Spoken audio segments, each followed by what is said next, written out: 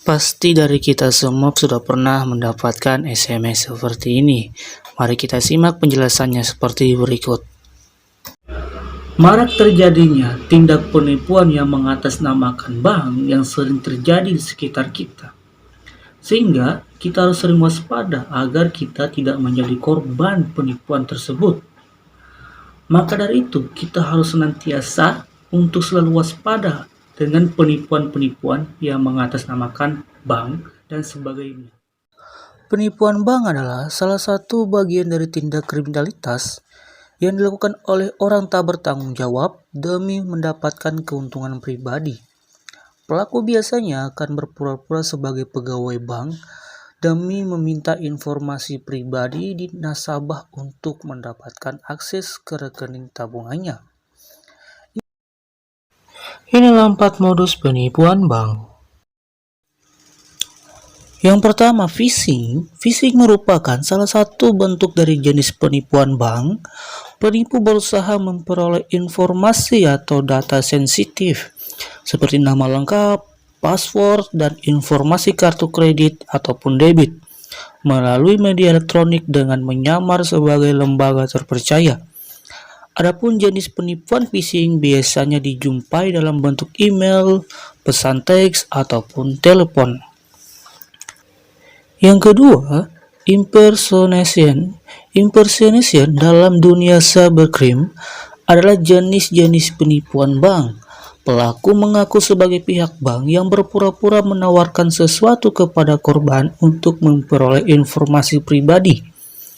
Hal umum yang sering terjadi, korban dialihkan untuk mengunjungi situs website palsu, kemudian pelaku mengaku sebagai pihak bank meminta korban untuk mengisi data pribadi pada halaman website. Dengan demikian, pelaku penipuan bank dapat mengetahui informasi bersifat pribadi, lalu diolah agar oknum mengakses rekening korban dan menarik sejumlah uang. Ketiga, phishing. Phishing adalah singkatan dari voice phishing, merupakan jenis penipuan bank melalui telepon. Pelaku memanfaatkan teknologi social engineering melalui telepon agar dapat mengakses informasi dan keuangan pribadi. Hal yang sama dengan phishing dan smishing, pelaku akan mengelabui korban dengan memperoleh hadiah. Tak hanya itu, penipu bisa mengancam korban untuk memberikan data pribadi.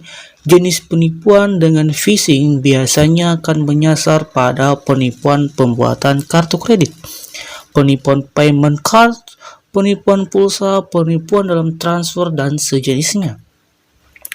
Yang keempat, smishing.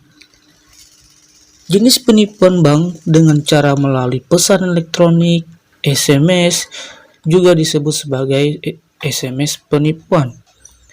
Penipuan lewat SMS yang sering kita jumpai adalah penipuan SMS banking. Dengan mengetahui nomor handphone calon korban, para pelaku akan mengirimkan SMS atas nama lembaga terpercaya.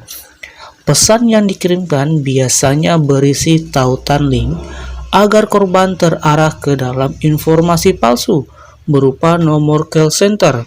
Modus penipuan dengan cara smishing ini cerdas dilakukan, sebab biasanya pelaku menggunakan skrip atau naskah tertentu untuk meyakinkan calon korbannya. Adapun bentuk penipuan bank yang menggiurkan calon korban seperti terpilih sebagai pemenang dalam sebuah undian berhadiah. Ada pula yang menginformasikan adanya transaksi mencurigakan dalam rekening calon korban, meminta informasi, menuntut korban untuk mengirimkan dana sebagai bentuk pencairan bantuan, meminta informasi nasabah hingga payment card penipuan.